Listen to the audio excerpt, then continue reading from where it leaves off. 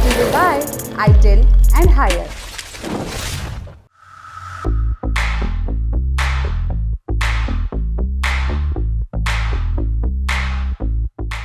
Art Balaji पर आज दो तरफा मुसीबतें नजर आईं। कुछ रोज पहले स्टैंड अप कॉमेडियन का एक जोक वायरल हुआ था कि लोग छोटी छोटी बातों में धार्मिक भावनाएं आहत करा बैठते हैं। इस बीच आर्ट बालाजी इस नाम के साथ कैसा कैसा कंटेंट दिखाया जा रहा है, शायद यही बात यूनिवर्स में गलत तरीके से ट्रांसलेट हो गई। दो चीजें हुई।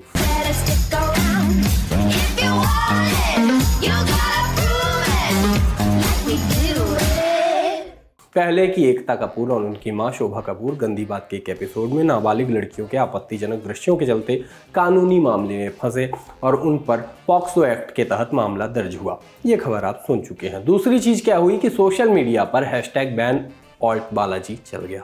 इस हैशटैग पर 18,000 से ज्यादा ट्वीट आए। खबर बताई गई कि बॉलीवुड और टीवी सीरियल की प्रोड्यूसर एकता कपूर और उनकी मां शोभा कपूर के खिलाफ मुंबई में पॉक्सो एक्ट के तहत केस दर्ज हुआ है। यह कैसे OTT प्लेटफॉर्म ऑल्ट बालाजी की ये जो कैसे लिखा है वहाँ पे ये केस लिखना चाह रहे थे। खैर मेरे को भी कंफ्यूज कर देते हैं।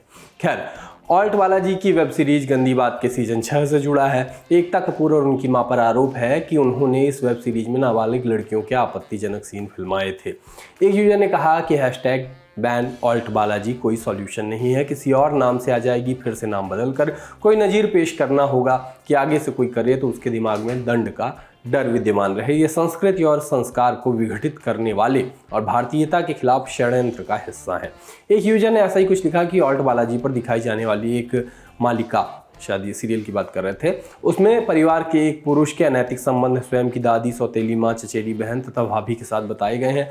दूसरी एक मालिका मतलब सीरियल या एपिसोड में सास एवं जवाई के अनैतिक संबंध दिखाए गए हैं। Hashtag ban alt Balaji, save culture, save India.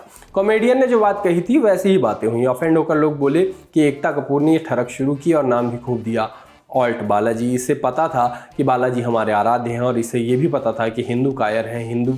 इसके बाद इन्होंने एक बहुत भड़काऊ बात लिखी।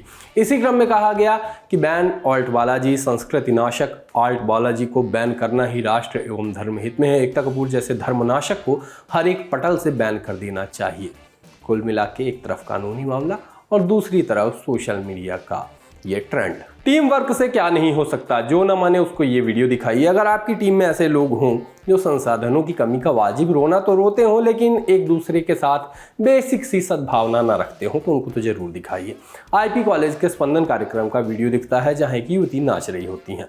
तभी स्पीकर खराब होने से कार्यक्रम ही खराब होने ही वाला होता है कि दर्शक पहले कोरस और फिर लीड सिंगर बने हुए नजर आते हैं। साथ ही हाथ बढ़ाना का एकदम जीवंत उदाहरण है। कॉमरेडीय भावना से भरा पूरा सुंदर वीडियो है। श्रिया राठी नाम की यूजर ने इसको शेयर किया था। लिखा था speaker gave up, audience didn't. 65 lakh लोगों ने इसको देखा।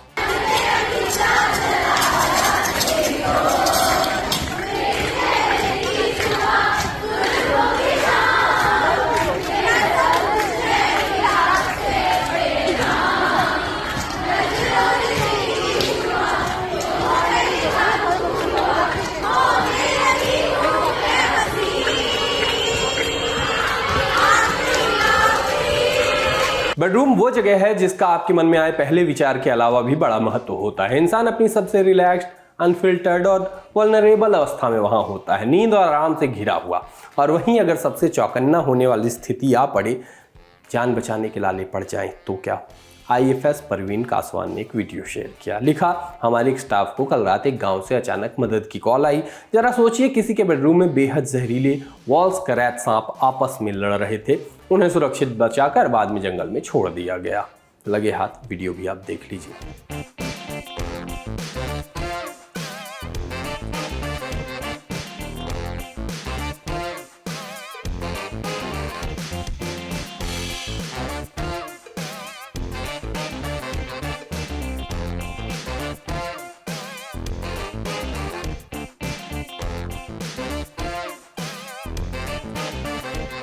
ये सांप लड़ रहे थे या क्या कर रहे थे जैसी बातों पर सोशल मीडिया के विद्वान मतभेद में थे, पर उस गली नहीं जाते। बस ये सोचिए कि आपकी आराम वाली जगह ऐसा आराम हराम हो जाए तो पहला भाव मन में क्या आएगा? सड़क पर शारीरिक कमियों के साथ पैसे मांगने वाले लोग आपने बहुत देखे होंगे। उनकी स्थिति पर लंबी बातें हो सकती हैं। कई बार लोग छल करके भी पैसे मांगते हैं। उनकी ज़रूरतों और मजबूरियों पर भी लंबी चर्चा हो सकती है, कई बातें हो सकती हैं। फिलहाल हम उसके लिए भी नहीं जाते, क्योंकि सीरियस बातों को कम समय में करना भी एक तरह का न्याय होगा। दक्षिण अफ्रीका की सड़क से आए एक वीडियो की बात करते हैं, जिसमें एक व्यक्ति अपने हाथ में समस्या होने का दिखावा करते हुए पैसे मांग रहा था, और ऐसा वो कैसे कर पा रहा था वो देखने वाली बात है। देखने वाले इसको स्किल कह रहे हैं। स्किल, कंसिस्टेंसी, डिटर्मिनेशन वाला बंदा, यहाँ तक कि उसको शेप शिफ्टर भी कहा जा रहा है। क्यों कहा जा रहा है खुद देखेंगे तो समझ में आएगा। awuyikaqeka ube right ngbo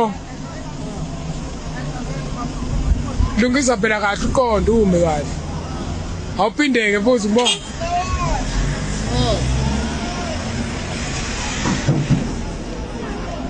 manje lento wayifunda nini wayibona nini ukuthi uyakwazi ukuyenza?